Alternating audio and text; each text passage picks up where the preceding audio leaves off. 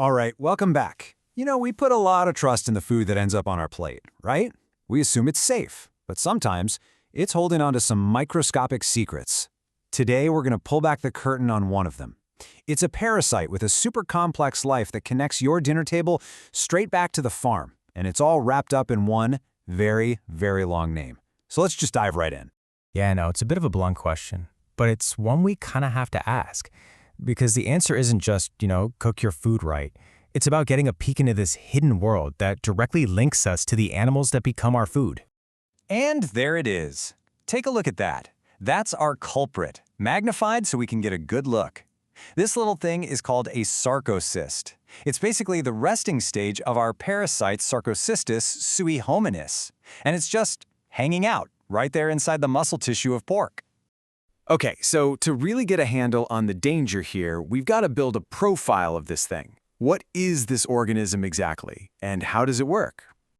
So, if we get all scientific about it, Sarcocystis suihominis is a single-celled organism, a protozoan. But more importantly for us, it's an endoparasite. That's just a fancy way of saying it lives inside its host. And here's the kicker. It can't go through its entire life cycle in just one animal. Nope, it absolutely has to have two. And this is what I love, that super long, intimidating scientific name. It actually tells you the entire story. It's like a code. Sarco means flesh. Cystis, well, that means bladder or cyst. Sui, that's from the Latin for pig, and hominis points to us humans. Put it all together, it's literally the flesh cyst from pigs that involves humans. How cool is that? The whole biography is right there in the name.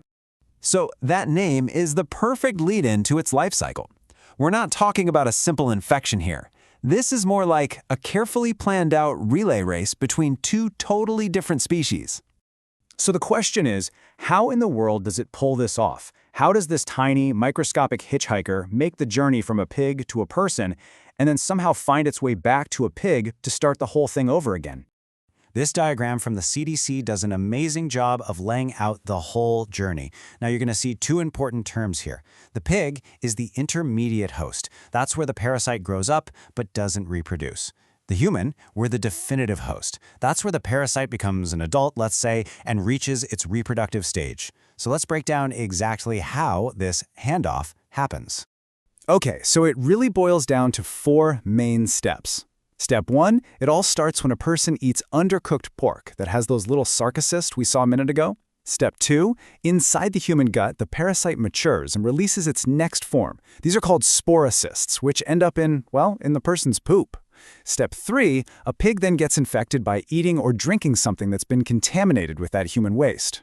And finally, step 4, the parasite makes its way to the pig's muscles, forms new sarcocysts, and just waits for the cycle to start all over again. All right, so we know how it gets in, but then what? What actually happens to a person who gets infected? And what clues does this thing leave behind for doctors to find? Now, this is absolutely crucial to understand. Humans can actually get two different forms of this disease.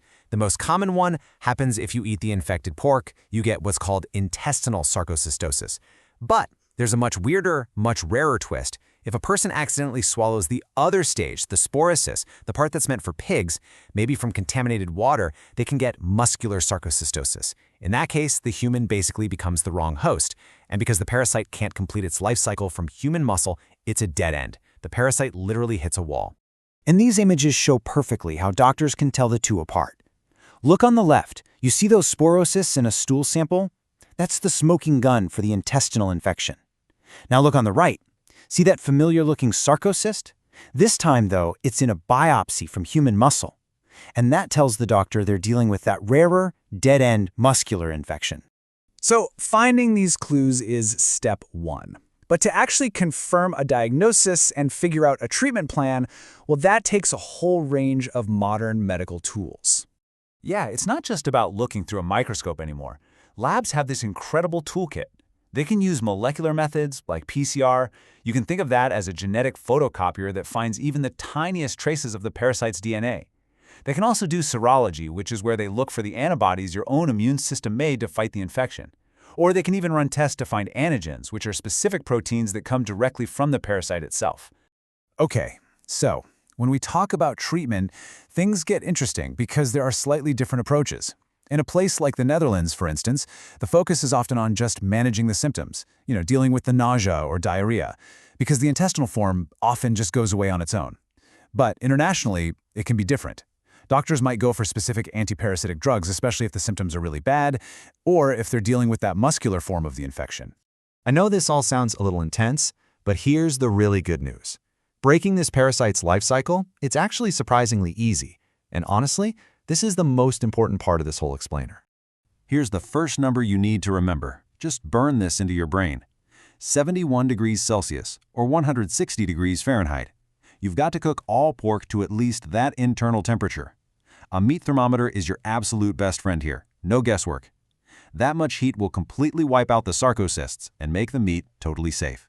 And here is the second magic number. This one's for your freezer.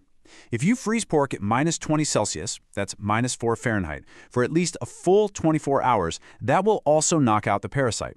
So think about it. If you're making something like a cured sausage or a raw dish like carpaccio, freezing that pork first is not optional, it's a must-do safety step. So you have two options: heat it up or freeze it solid. Either way works. So let's just recap with a quick prevention checklist. For those of us at home, it really is all about temperature. Cook it hot or freeze it solid. Simple. But on a bigger scale, for public health and farming, it's all about sanitation. We have to properly manage human waste so it doesn't contaminate the food and water that pigs are getting. It's this idea of one health, where our own actions are directly connected to the health of our animals. So knowing how to protect ourselves right now is obviously key, but we also need to be looking down the road. What does the future hold when it comes to these kinds of foodborne parasites? And this really is the big question I want to leave you with. Our food chains are global now. Food travels farther than ever, and our climate is changing. All of this means the challenges from parasites like Sarcocystis suihominis are constantly changing too. So how do we stay ahead of the curve? Well, it's going to take constant vigilance, more research, and a real global commitment to keeping our food safe. Just so you know, all the information we went through today was compiled using a Gemini deep search. If you want to dig into the data yourself, and I hope you do, we've put a detailed list of all our sources in the linked Notebook LM document. You'll find that right in the description. So, if you found this journey into the hidden world of Sarcocystis suihominis useful, definitely subscribe for more explainers just like this one. And hey, let us know in the comments what other unseen dangers, maybe in our food, maybe in our environment, should we investigate next? Your ideas really do shape what we cover here. Thanks so much for watching.